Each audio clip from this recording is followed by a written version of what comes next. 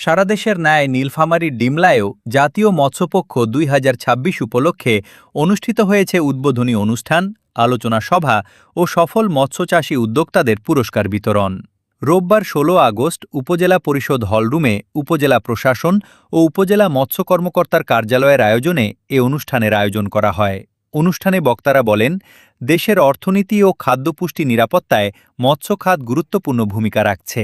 আধুনিক প্রযুক্তি ও বৈজ্ঞানিক পদ্ধতি ব্যবহার করে মাছের উৎপাদন আরও বাড়ানোর ওপর গুরুত্বারোপ করা হয়। একই সঙ্গে নিরাপদ ও মানসম্মত মাছ উৎপাদনে চাষিদের সচেতনতা বৃদ্ধি, প্রশিক্ষণ এবং প্রয়োজনীয় কারিগরি সহায়তা আরও জোরদারের আহ্বান জানানো হয়।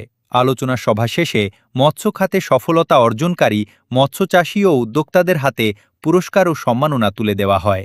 বক্তারা আশা প্রকাশ করেন, এ ধরনের উদ্যোগ ডিমলার মৎস্যচাষীদের আরও উৎসাহিত করবে এবং স্থানীয়ভাবে মাছের উৎপাদন বৃদ্ধির পাশাপাশি কর্মসংস্থান ও অর্থনৈতিক উন্নয়নে গুরুত্বপূর্ণ ভূমিকা রাখবে।